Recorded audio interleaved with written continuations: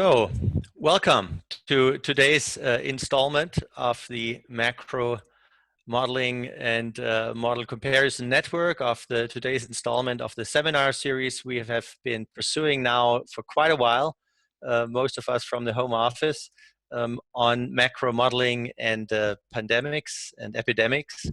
It's been a great set of talks, I think, looking at a whole range of issues, both people looking at the CEPR model, people integrating the CEPR model in macro models, people using macro models and simulating shocks, which capture key elements of the crises and look at the consequences or the effectiveness of policy measures. And so I'm really delighted today to have Gernot Müller, who's going to present a paper which has also already gotten quite a bit of visibility. The paper, The Coronavirus Stimulus Package, How Large is the Transfer Multiplier, is joined with Benjamin Born, Ralf Luetticke, and Christian Bayer. It's also close to publication, I believe. Gernot could tell us about that. But it's very interesting because it brings crisis to speak on distributional issues. It uses a Hank model, heterogeneous agents, New Keynesian model.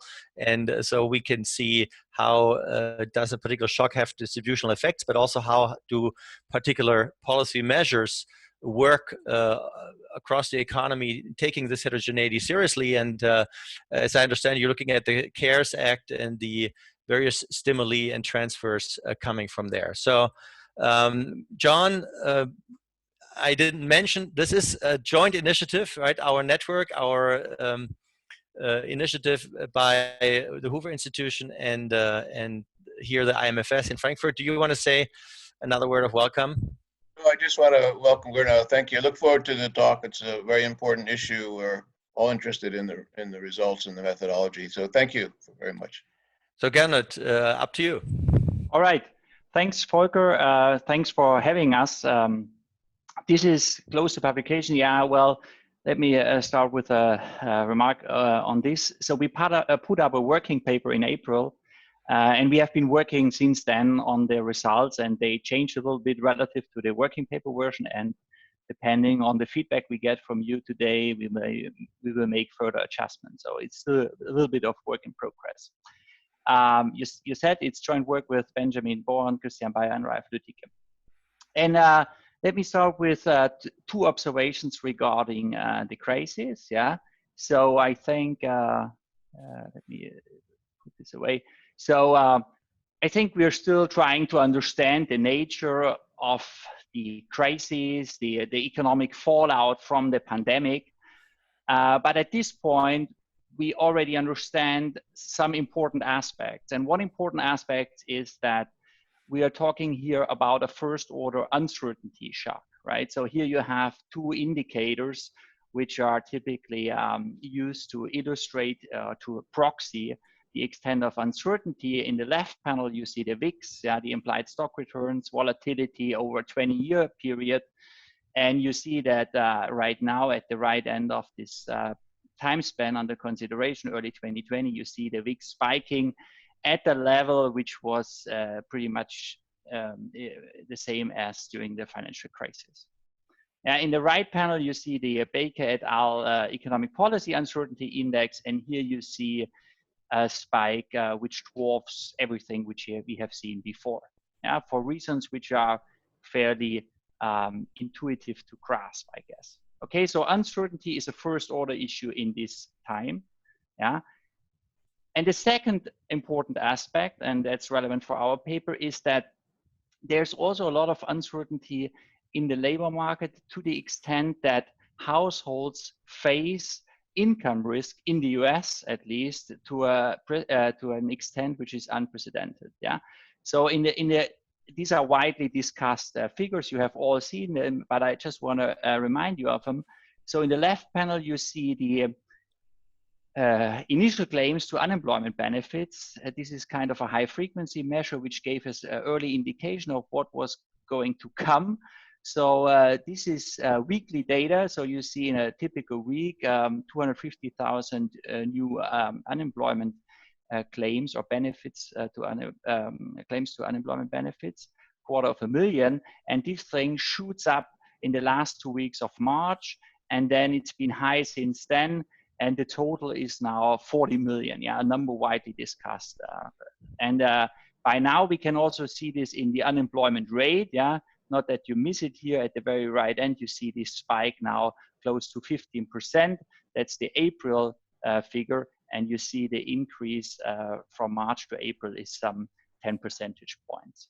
Okay, so, and what's the focus of this paper is really this income risk associated with these developments in the labor market, and how the crisis plays out along this dimension. Okay, and there's of course a second element, and that is the unprecedented fiscal response to the crisis.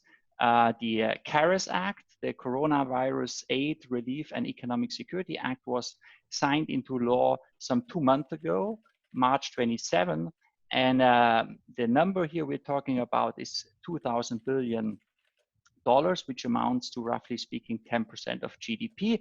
To put this into perspective, let's recall the American Recovery and Reinvestment Act, which came into law in early 2009 under Obama, and that amounted to some 800 billion, and was spread over, that's maybe also important, over several years, while this thing here, as we're going to see, is coming online in 2020, I guess. Okay, now we do not talk in this paper about the entire 2 trillions. We focus on the transfer component, which is still large. There are 2 items here as far as transfers go. Here we're thinking of transfers to households. And so the first item is a $1,200 payment to all taxpayers, which is supposed to be paid out in the 2nd quarter of this year, so basically now. And that is that has a cap at $75,000, so meaning that about 90% of taxpayers are entitled to this lump sum payment. Okay, that's one item. And the other item in this package going to households is an unemployment benefit top-up amounting to quite generously, I guess it's fair to say, $600 per week or $2,400 a month, and that is supposed to run until July at least. Now, it's important for what we do to recall that in terms of the package, what is earmarked in terms of additional spending is 250 billion for the 2 items each. So altogether, you have 500 billion, a quarter of the money coming forward under the Act, going directly to household, or so it's foreseen here. Yeah, that's an important qualification.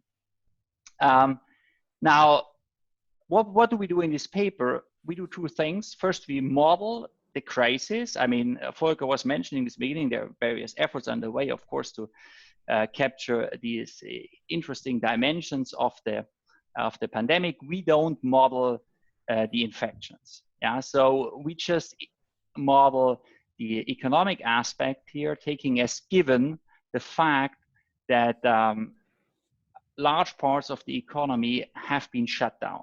Yeah, and we are not engaging in the discussion to what extent that's an optimal response or not. Yeah, or whether it's enforced through governments, or whether it's because of voluntary action taken by households and firms. Yeah, that's here not our concern. Yeah, so we just look into what's happening, and the key assumption is that starting in March 2020, that's our modeling assumption, there will be a sizable fraction of people and their capital, I'll be more specific about this, without income because of quarantine. Yeah, these guys are put under quarantine or are putting themselves under quarantine, however you want to think about it. Okay. At the same time, a fraction of goods becomes unavailable, and that may be again because of a lockdown, or because people refrain from buying certain goods because they consider it too risky to go to restaurants and the like. Okay. Now, as we study the dynamics of this, I'm going to refer to, or we refer to to this thing as a Q shock for quarantine. For me, it's easier, I guess, to pronounce Q shock and what follows. So I try to stick to Q shock. This Q shock is taking place in March. We will have a monthly model, and we study the dynamics, how the dynamics unfold as of February 2020, so some 3 months ago. And we assume that at this point, some of what was going to come is anticipated by market participants. Okay.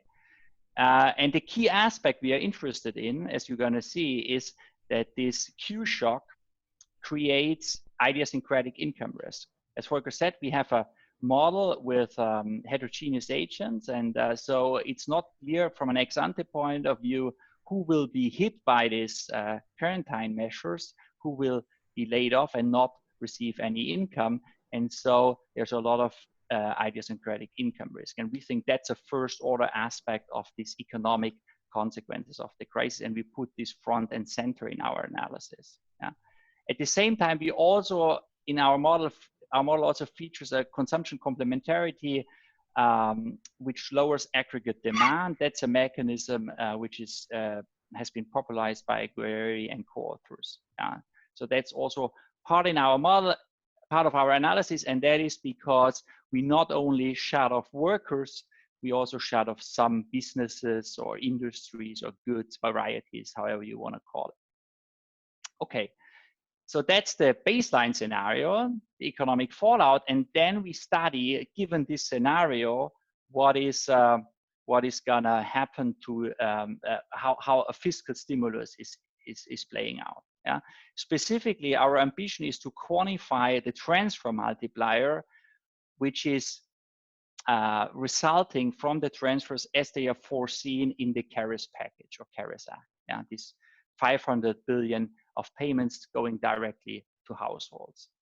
And how do we study this? Well, a key ingredient here in our analysis is that we assume incomplete markets. So these households or workers, they face uninsured idiosyncratic income risk. Yeah, so they see this happening. Some of them won't be able to work and to receive income, and therefore this income risk is not insured. Okay. In this incomplete markets model, we will also have differences in marginal propensity to consume across household. That's also a key feature of the model, but in what's going to come, the income risk is really key. Okay, and what we have a uniquely suited model. I can promote this model here without overly be self-indulging, because it's a model which has been developed by my 3 co-authors. Yeah, it's Bayer et al., Bayer and Luetticke. They have developed this model and they have estimated this model in previous work. So I came only on board for this project. It's a medium-scale Hank model, heterogeneous agent new Keynesian model, and it's praiseworthy, I'd say, because it captures at the same time the steady-state wealth distribution in the US as business cycle dynamics, because it has really all the ingredients which have been typically shown to be necessary to capture macro dynamics, and it's brought together with the standard Hank framework, and it has been estimated and it has been shown to capture the data reasonably well. Okay, and we take this framework, we do some modifications. So in the project, we learned we cannot run exactly with the estimated version. For one thing, the model has been estimated on quarterly data, and we think to capture really what's going on, we need to look at the higher data frequency. So we calibrate this to monthly observations. So that's one aspect. But basically, the key idea is to take a model which has been proven empirically successful, both in the cross-sectional dimension as well as in the time series dimension. Okay, so we take this model, we feed the Q shock into this model, and on top of the Q shock, we feed in the transfers, and we distinguish in particular the 2 items in the transfer package. Remember, there was this one thing, that the $1,200 lump sum payment. We refer to this as the unconditional transfer of the CARES package, and we contrast this to what happens when we look at these conditional transfers, conditional to the receivers being unemployed. Yeah, that will be a key distinction. What are the key results? Well, first, the baseline scenario, that's the Q shock. It induces a major recession. GDP drops by about 10% over the course of a year. Yeah, the maximum impact takes place after about 6 months. And we're going to see that about 1/5 of this effect is caused by household income risk. Okay, so a sizable fraction. I mean, you shut down parts of the economy. That's a classical supply shock, of course, if there ever was one. But on top of that, you get some amplification because of household income risk. Okay. Now, taking this baseline scenario, we're going to analyze what's happening once we feed in these transfers. And there it turns out that these conditional transfers, which are basically, well, one way to give away the main point, you can think of this as an unemployment insurance scheme, which is set up on the spot, so to speak. There you get quite a bit of bang for the buck. You get a multiplier on impact which exceeds unity, and in the long run, the multiplier is, depending on model specification, somewhere between 0.3 and 1. There's still a positive transfer multiplier for unconditional transfers, but this multiplier is smaller compared to what you get for conditional transfers. Let me briefly mention the literature. I mean, honestly, this is not praising here the hosts. Yeah, this project was pretty much inspired by earlier work which John and Volker did. Yeah, Kogan et al. In 2010 when they analyzed the ARA package. Because this is when we talked, me and my co-authors, we remember that paper, which was a very influential study on using a state-of-the-art model at the time, Smets-Wouters model, to analyze the likely impact in terms of multipliers of the Obama stimulus, if you want. Yeah, and so we thought, okay, let's pull this off again, basically, and take today's state-of-the-art model, which arguably is this kind of Hank framework we are using here, to analyze what's going on in cars. And what's intriguing here is that was already noted in Kogan et al. At the time, that already in the Obama stimulus, you had a large transfer component, and the model at the time was perhaps not well equipped to handle these transfer components. So the focus there was on government purchases, even though these government purchases made only for whatever 30%, say, of the package. And now we have models which are better suited, I think, to study this transfer aspect. Yeah? There I mentioned some papers which do study transfers. Okay, as we said before, we do not model the spread of the pandemic. We just take this Q shock as given. That's all we need to carry out a meaningful analysis of the effects of the stimulus. We believe, at least. Okay, so that's the idea, the model, yeah? So I'll be brief on the model. I think that's the good news, because as I told you, I have not contributed to the development of this wonderful model. So I just try to give you a fair overview of the model and keep this reasonably short. It's quite a beast. Yeah, you can read this up in the earlier versions of this paper. So here you get just a brief summary. So let me start from right to left, because I'm told that makes it easier for audiences to swallow this. In the right column, you have the government, and here it's super standard. Yeah, we have a monetary authority which sets nominal interest rate in line with some kind of Taylor rule. I don't know whether we get away here today with our specification, but that's the idea. Yeah. So then we have a fiscal authority which issues government debt. It consumes goods, it taxes labor, income, and profits. And there are just two simple rules to describe, on the one hand, the evolution of expenditure, and on the other hand, the evolution of taxes. Okay, so but that you have seen in millions of papers. Okay, then there's the production sector. That's also fairly standard. So that's the NK part of the Hank part, so New Keynesian. And here you have some intermediate good producers which operate under perfect competition, and then they resell their stuff to some retailers, and then there is some variety, some differentiation of goods, and this gives, we call them here entrepreneurs, these retailers, some market power, and so this is where you have pricing frictions. Okay, there's also some capital goods producers, but that's not essential here what we're gonna discuss today. Okay, so the last and perhaps most interesting component of the model is the household sector. Now that's a bit special, and my co-authors have worked very hard on this part, I should say. So the households, they trade two types of assets.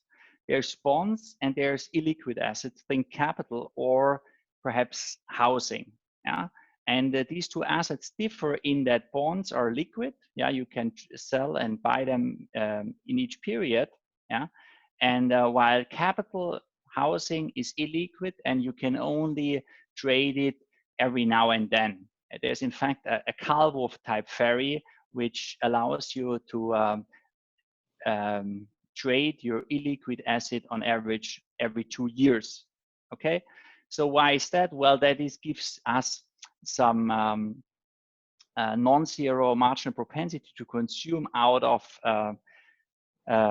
your current income, because you end up with some fraction of households which have quite a few assets, but not many liquid assets. Yeah, so they're wealthy hand to mouth, the famous wealthy hand to mouth. And so that is why transfers potentially impact private spending behavior. Yeah. Okay, so that's why it's important to have this distinction in terms of the assets. Now, given these assets, households earn interest on the bond. They also earn dividends on their capital. Yeah, and they get some profits because eventually the retail sector profits flow back to the household sector. Wages, that's a last friction I want to mention here, are imperfectly flexible. There's this idea that here again you have some imperfect competition, which we model through a union sector, and yeah, this is just to introduce nominal wage rigidity, which turns out to increase the empirical performance of the model along the macro dimension.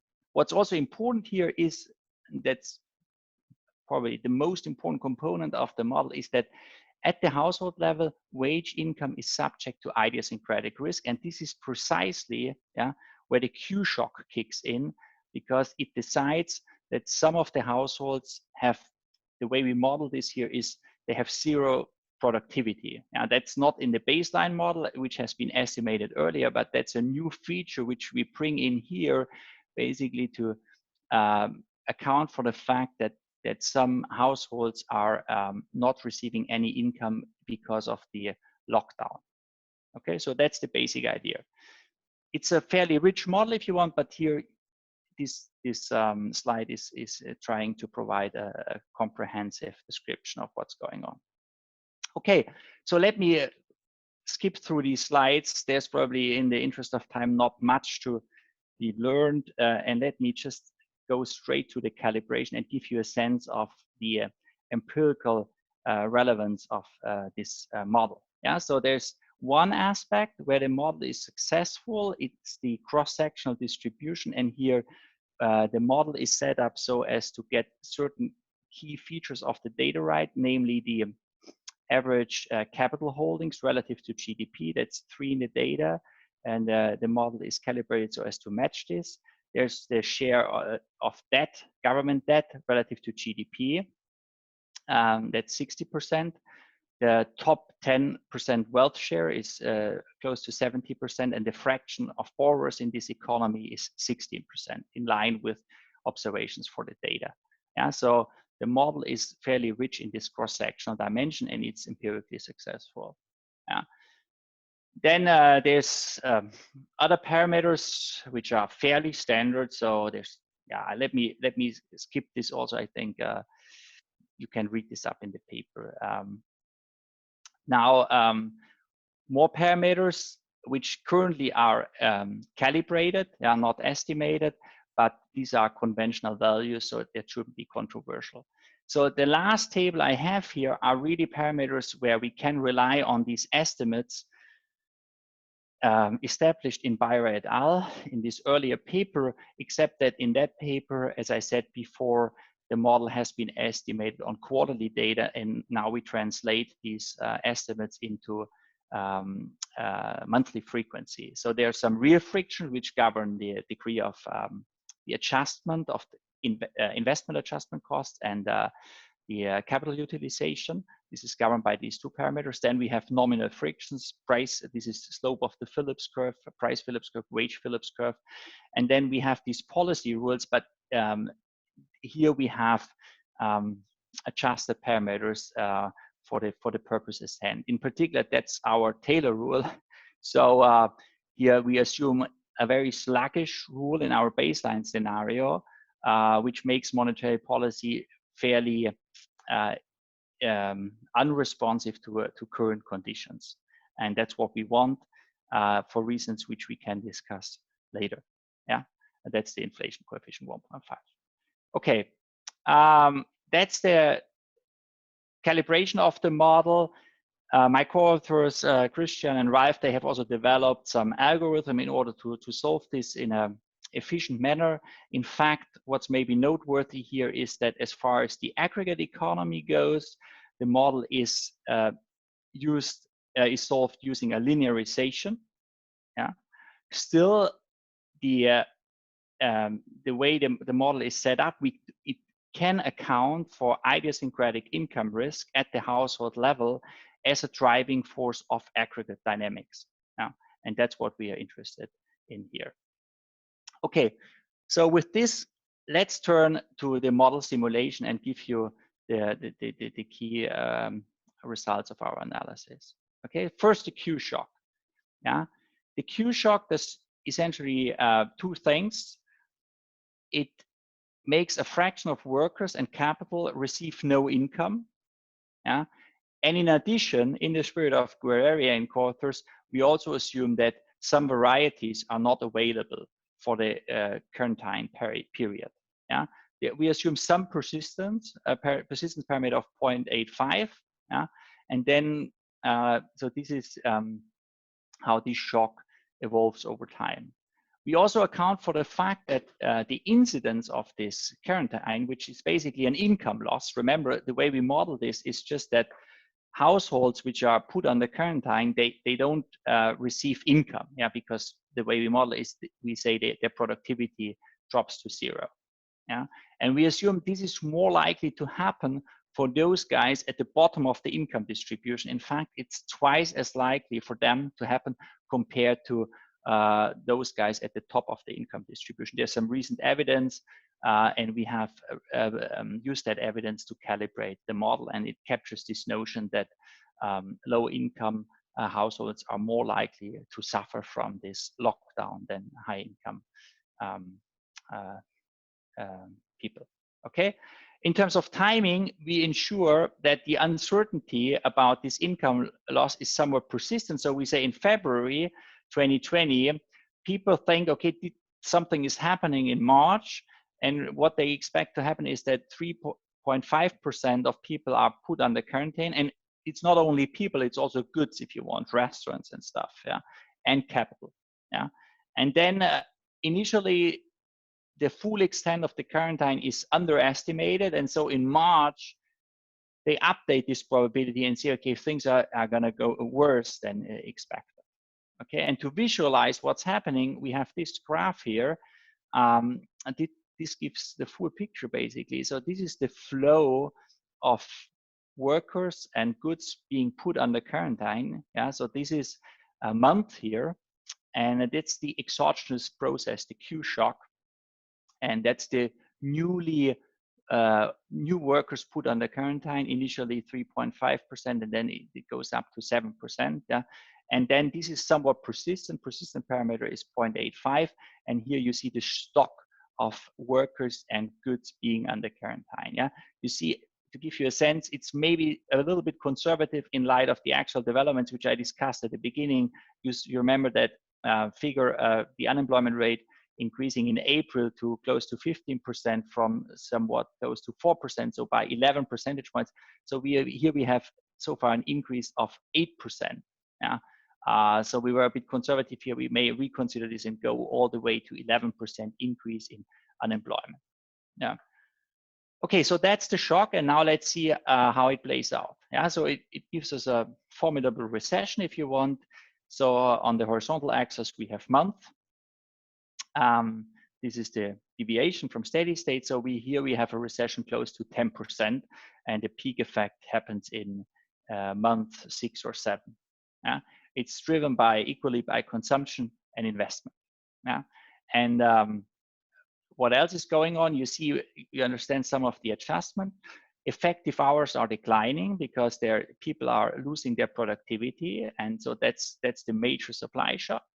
It is to some extent buffered because those people which can still work, they try to make up for the shortfall in labor by working harder. So the incentive margin goes up initially. And I think there's some anecdotal evidence for this actually happening. So some people are working harder. I mean, my favorite example here is, of course, us academics working so hard on all these Corona papers and making up for the shortfall of those being unable to work because of quarantine. The effective capital utilization also declines. Why is that? Of course, because there's fewer workers actually working. The marginal product of capital declines, and so capital is used less intensively. That's also important for some of the effects later. Okay. Now, before we go to fiscal stimulus, we want to highlight one channel which is at the heart of our story here. I mean, first and foremost, this is a supply shock. So we shut down parts of the labor force. Yeah. And so these guys are just not working. I think that's fairly uncontroversial. But here you see something new and something which is perhaps not fully appreciated. At least that's our take here. And so what we do here is we contrast our baseline case, the black solid line, yeah, with a blue diamond scenario. And the blue diamond scenario is a scenario where we use the model to eliminate the income risk. Yeah, we call it no uncertainty scenario. And the way we do this is straightforward. So we say for each income group, we can introduce some insurance scheme so that there is no idiosyncratic income risk. Yeah? And we take away that uncertainty component. So you don't care really whether you're the guy who are hit by this lockdown and can't work because you can insure your income. Yeah? And you see what this does. It lowers the impact of the Q shock quite a bit. I said by about 1/5, roughly speaking. And that gives you a sense of some extra amplification coming through this uncertainty channel. And particularly for consumption, it's very pronounced. And that's for reasons which are fairly intuitive to grasp. Okay, so first and foremost, supply shock, but a non-trivial amplification coming through the uncertainty. That's our baseline scenario. That's how we set up this crisis. Okay, and that is the stage, on which fiscal policy is now operating.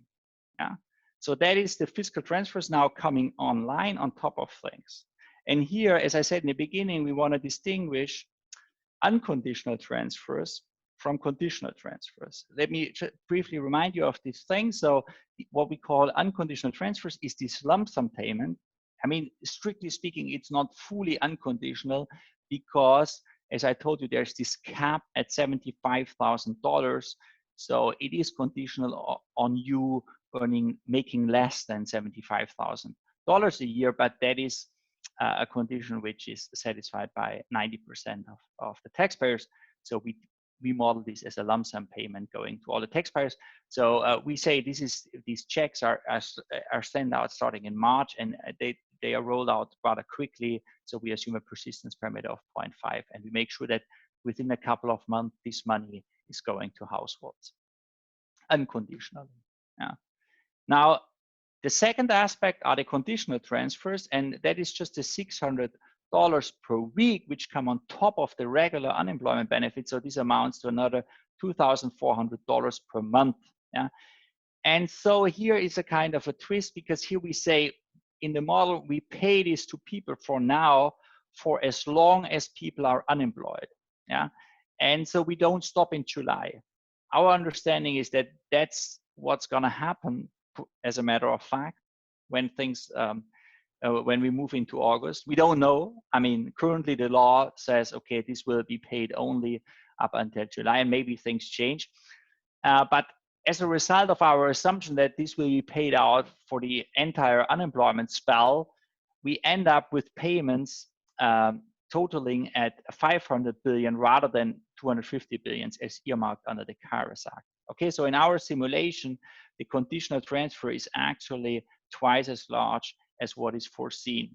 Okay, this is not essential for what we get. We can give you the multiplier. The multiplier is normalized by the amount of spending, and so it doesn't change whether we spend eventually 250 billion or 500 billion. Just clarifying this, okay? Okay, so what do we get? It looks familiar for a reason, this picture, but it's a different picture from what I showed you before. Again, black is the baseline, our Q shock, and blue is now not removing uncertainty, but it's now the US, the CARES stimulus.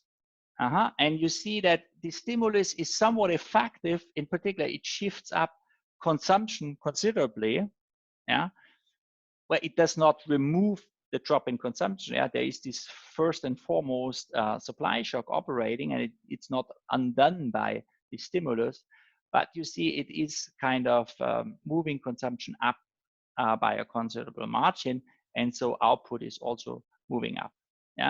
And given what I told you, you're not surprised, because I tried to convince you that there is considerable amplification of the supply shock through this income risk. And the way the CARES stimulus works is precisely that it limits to some extent that income risk associated with the Q shock. And so you might not be too surprised that it is fairly effective in dampening the adverse impact of the shock. Okay, here we can look at other variables, how they do. So I haven't shown you this for the baseline. In the baseline, maybe, we had some heated discussion about this. Maybe you have some strong views, you let us know. So we are eager to have your views here. You see that in our scenario, there is some slight inflationary impact of the Q shock, but these are small numbers. So what are the numbers? The numbers are annualized year on year inflation rates measured in percentage points. So this is 20 basis point inflation over the horizon of a year in the baseline. And then we add our stimulus, the fiscal transfers, and we are still within a range of below 1% inflation. But by and large, there's no denying we set up this experiment so that it's slightly inflationary. As I said, we are eager to have your views. And then in response to that inflationary impact, a monetary policy in our baseline scenario is increasing policy rates somewhat. We introduce this inertia in the Taylor rule. And so this implies that the nominal rate responds fairly sluggishly under the baseline and somewhat stronger as we see more inflation once we put in the stimulus. The capital price, that's also important to understand. Some of the effects drops also because it's less productive capital as a result of this shock. Okay, great. We can look at more variables. This is government debt relative to output in the baseline. You see, because of tax revenues declining with the major recession we are having here, government debt is increasing for sure. And once we put on the stimulus, there's some extra 5 or depending on the horizon, maybe 8 percentage points of debt. Okay, government spending and tax rates, that's a bit misleading. They adjust sluggishly over time because there's some debt stabilization both in spending and tax rates. So over time, you see some action down the road here. Okay, now we can also use the model to look a little bit more into the specific contributions of the two components. So there in this CARES Act, there's two items, the conditional and the unconditional there. The unconditional, remember, was the 1,200 lump sum payment. And that's here shown by the red line, what it does relative to the baseline. And you see very little of the stabilization comes from the unconditional transfer payment. As I stressed, we have a Hank model, so there's a marginal propensity to consume out of current income, which is different from zero. So some of the people are sitting at their borrowing constraint, or they are at least liquidity constraints, so there comes the check, and some of this money is spent, yeah, in line with anecdotal evidence, but it's not so effective in dampening the recessionary impact compared to what we get for the conditional transfers. And this is for the reason I gave you before, that there is this amplification from it coming from the uncertainty, and by making the payment conditional on you losing the job, you're directly targeting the root cause of the problem. You're taking away some of the income risk here. Okay, now here's the answer to the question I asked in the beginning. We ask with the title because we ask how large is the transfer multiplier. I guess most of you are aware that the literature has converged on reporting cumulative multipliers. So here we are looking at the cumulative change in output, yeah, over time, divided by the cumulative spending. So in order to get a sense of the effectiveness of the measure, how much you get over time as you spend these government dollars, what you get in terms of output. Yeah, and you see some interesting patterns here, I guess. So left panel is our baseline, where we say monetary policy is fairly responsive. That's for what I've shown you before. And you see the CARES Act altogether is gives a multiplier of slightly below 1. That's in the 3rd month. Yeah, we do not display the first 2 months, because here the picture is a bit misleading. There we get a lot of bang for the buck, because in the 1st month in particular, we do not spend any dollars, and still we see the effect because we announced this is, oops, yeah, so I'm out of time. We spend no money, and still we get some extra consumption. So we don't want to be misleading in this regard. And so we started in month 3, and you see in month 3, the multiplier is still fairly high, because this is where the uncertainty is still high. And by making sure, okay, you get this money conditional on becoming unemployed, we take away this income risk, and this accounts for the fairly large multiplier. Okay, here's in red, you see the unconditional multiplier. That is fairly moderate, and it's in line with the literature, because the literature so far has constantly found that transfer multipliers are rather small, and probably in the range between, it's fair to say, in the range between 0 and 0.5. Remember, in the representative agent model, the multiplier is 0, right? I mean, the transfer multiplier. So, and then depending on how you introduce this liquidity constraints or borrowing constraint, you get something, but you don't get typically values closer to 1, except, yeah, that's also a finding in the literature. In a 0 lower bound context, things change. We do not model 0 lower bound here explicitly, but we consider a very unresponsive monetary policy where we set the smoothing parameter close to 1. And then we get larger multipliers. Even with the unconditional multiplier, we get closer to 1, yeah, but not much. Well, depending on how you look at it. Okay, so the last result I have here, and that is, I guess, also something which this model is uniquely suited to address, an issue about inequality. And here you see impulse response functions of the Gini, for income, consumption, and wealth. Black is our baseline scenario, what the Q-check does to inequality. And it raises income inequality, but it lowers consumption inequality. It also lowers wealth inequality in our analysis.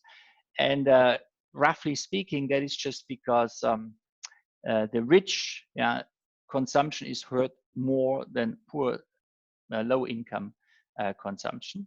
Yeah, and also in terms of wealth, you saw that the price of capital dropped quite a bit as a result of this current hand state. So that's also where the rich lose out considerably.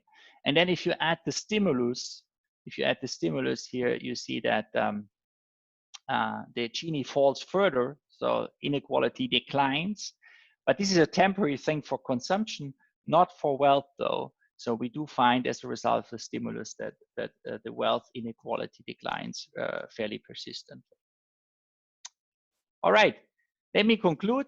So what do we do in this paper? We try to model the economic fallout from the COVID-19 pandemic through this Q shock, which means effectively we shut down parts of the economy that in our analysis is workers, capital, but also some goods are put under quarantine. And then we focus on the income risk, which is associated with this unprecedented, well, over the last, 90 years, unprecedented rise of unemployment. And we can evaluate quantitatively what's going on with this wonderful model developed by my co-authors, the medium scale Hank model we have here. We see that the Q shock lowers output by 10%, and we see that this new channel, the income risk, accounts for about 1/5 of the effect, and we see that it's along this dimension where the conditional transfer is particularly effective as it reduces income risk. Yeah, you could say, well, it is effectively an unemployment insurance scheme set up in an ad hoc manner. And we see that the unconditional transfer is less effective. Thank you. Well, great. Thank you very much, Gernot. I think this is a very clear presentation of a complicated model and a fascinating set of analyses and simulations or results. I want to alert the listeners first. Welcome again. I think we have a very large group of friends and colleagues from around the world listening in. You can enter your questions via the F&A tool, and you can vote for the questions. So some of them pop up. I've also seen that some of your co-authors or all of your co-authors are logged in. Maybe we should have talked about it before. We could bring someone in, but Benjamin Born actually has already been answering questions by typing in. So thanks for that. I'll refer to that in a moment. But quickly, while people are still entering questions or voting on questions, let me ask one. So when you talk about unemployment benefits top up, you look at the effect of this top up, the $600 weekly, but you don't look at the effect of the original unemployment benefits. I mean, the unemployment benefit, another way of looking at your paper would be, well, unemployment benefits is a very targeted way, automatic way of delivering transfers. Why not have it more generous? So in Europe, we have somewhat more generous unemployment benefit systems. That's another way of looking at this, maybe. But the effect, you didn't try to assess the effect of the base contribution from the unemployment benefit. Yeah. No, that's would that fair. be larger or smaller? So I think the replacement rate, the usual replacement rate would be probably in an order of magnitude of 1/2 of the income. So I think now we get close to 100% depending on the income. So I think it's probably of equal importance. But you're right. So we just look at the marginal effect of this extra scheme introduced under the CARES Act, and the mechanics are the same as the unemployment insurance scheme, which is already operative. And you could think of this exactly as an extension of that existing scheme. And so the effect should be similar, but we didn't disentangle this quantitatively, and we could. I mean, the basic unemployment insurance scheme, I should stress this, is already operating in the model, right? So that's there. And what we look at is what comes on top, and we could tell the two things apart. Thank you. So let me read the questions because then it's also recorded. There was a question by Michael Haliassos. Do you account for heterogeneity in possibilities for remote work? These are relevant for the corona shock and are known to workers. That's the one Benjamin Born already answered. He said we approximate this by giving a higher probability to enter quarantine to low income workers who typically have less possibilities for remote work. Next question, which received a lot of votes here. Why does the uncertainty not have a relevant effect on investment? I think that was visible in one of the charts you showed. Yeah, that's intriguing, right? So we have generated these new results over the weekend. We are still struggling a little bit in making sense of this, but it's fair, yeah. So our reading of this result is that it's surprised us too, because you would think so at a very fundamental level, we would think higher uncertainty makes people shift into the more liquid asset, which is the bond, moving away from capital. And so higher uncertainty should increase the drop in investment. And we do not see this.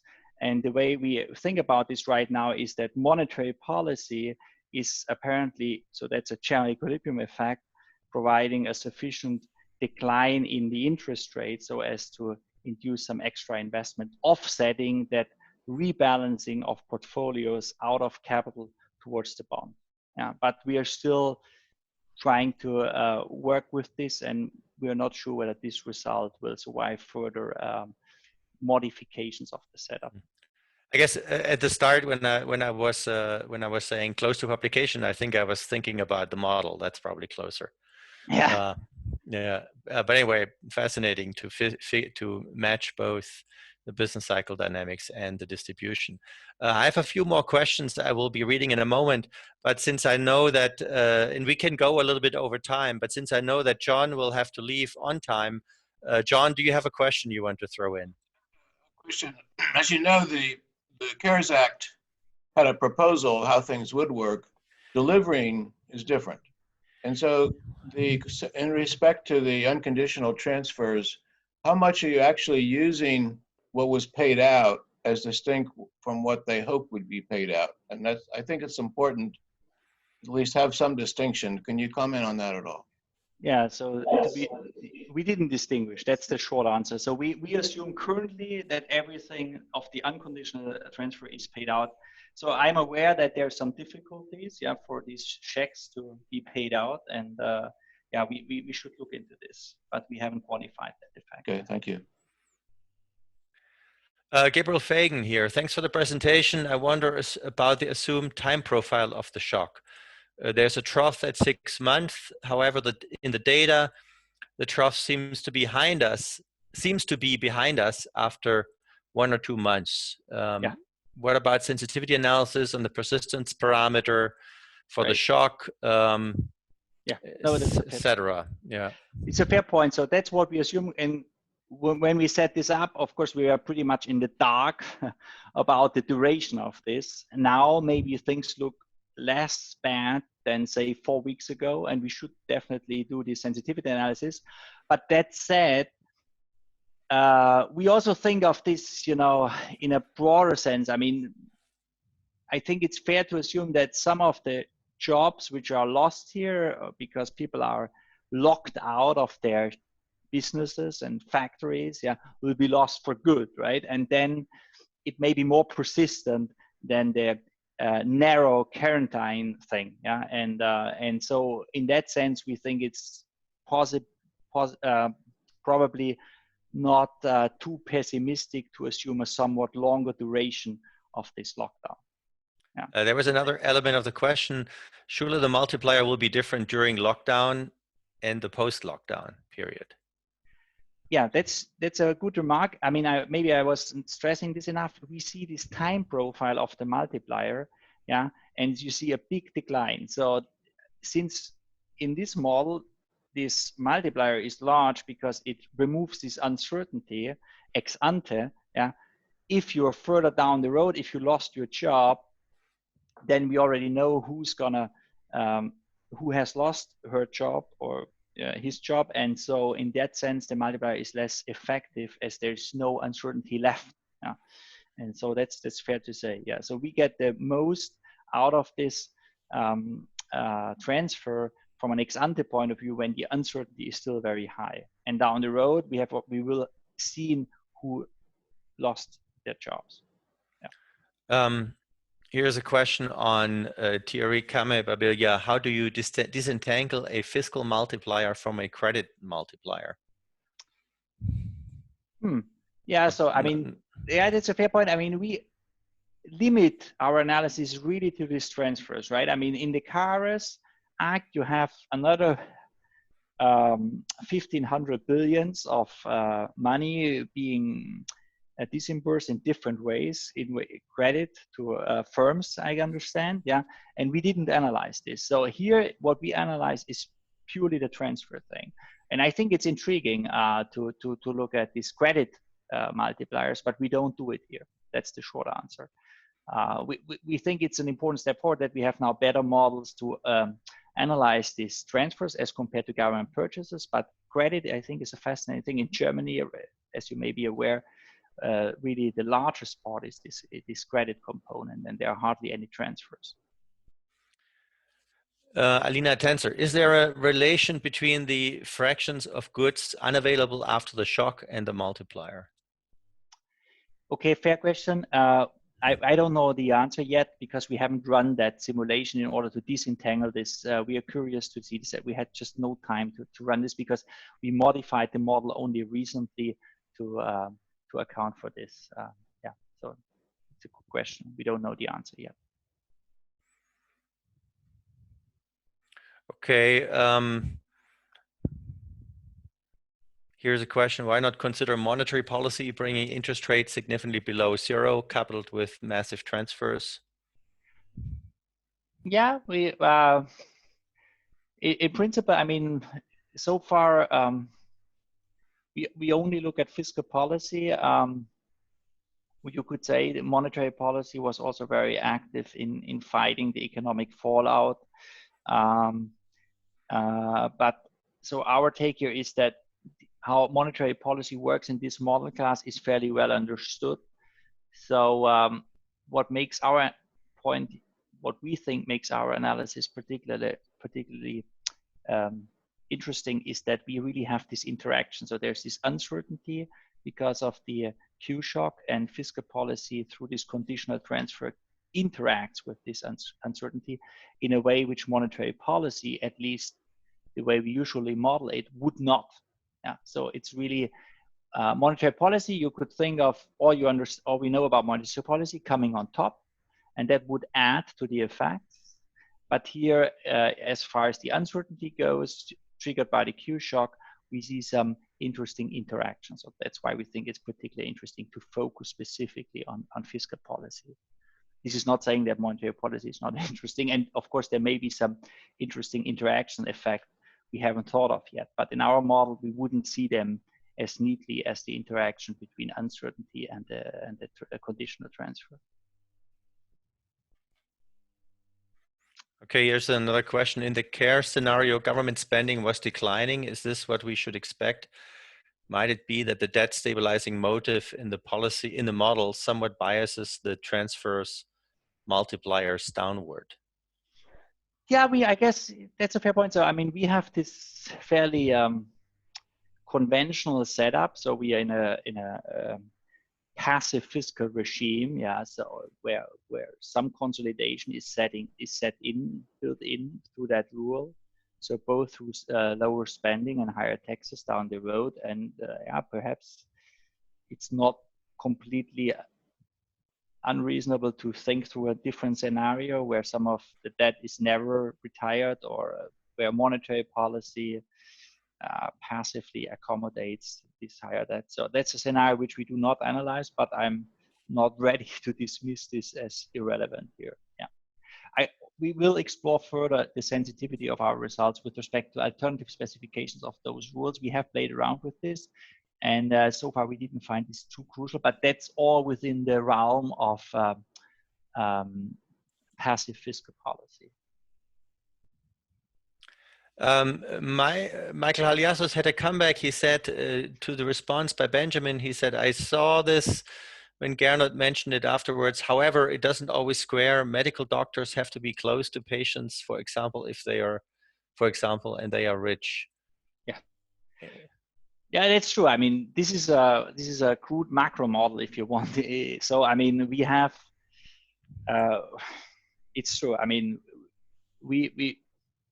yeah, you could make this more refined probably, but I guess if it's about wealth and income, by and large, it's probably fair to say that in terms of economic impact, it's the low income households which are more severely impacted by this quarantine, even though there are some doctors, yeah, which also suffer. But that's my take. We look at some study in order to calibrate this, right? By these guys, Monge and Weinberg, they provide this evidence that if you look at the entire distribution, the incidence is higher for the low-income earners. Yeah. This is not to say that also high-income earners, some of the high incomes also suffer. Yeah. Okay, thank you. I think we're over time, but we can take 1-2 minutes to look at the remaining or some of the remaining questions. There's one question, it's a long question, I don't know if you can see it. According to empirical evidence surveyed by Quattrini, entrepreneurs have actually a negative earning differential, which instead are the wealthy individual, and they are the wealthy individuals in your model. Probably the stochastic transition to entrepreneurship helps in matching the wealth distribution in the data at a given point in time. But perhaps such a shock is changing several features of the job market. What do you think about it? Are there other modeling choices to get the same result? Does that make sense to you? Well, I mean, that concerns the part of the model where I think my co-author should answer, because I mean, this is the making sure that the model fits the distribution of wealth, I think, independent of this recent crisis. I don't know if they have anything to say, so I would defer this to. Okay, maybe around. somebody can point something out. Okay. From my side, a quick question. Maybe it would also be interesting. I mean, in Germany we have this short-term work, which we use, so people don't get unemployed. And right. Now you have a set, and I see this as a way of maybe if we can get back to work in similar ways as before. So Absolutely. In that case, it would hold up the productivity. Maybe this is something relative to becoming unemployed and getting back in the same job. Yeah, maybe one keeps experiment. I mean, the whole network stays in place. So is that something which could be analyzed in an interesting way because you have this heterogeneity of households? Yeah, so I think there are two things. So in one sense, in one dimension, this CARES conditional transfers operates in precisely the same way as the short-term work scheme, which we have. So, and in that sense, they are presumably similarly effective. Yeah. So what the CARES Act mimics is in that sense that it stabilizes income or takes away the income risk. Just like in Germany, the income risk is limited because we have the short-term work scheme. Yeah, so that makes it very similar. But of course, you mentioned this other aspect, which we don't have in the model yet, but which would be essential to account for a difference here. And that is some scaring effect, right? That we say, okay, if you lose your job, then you lose some of your skill.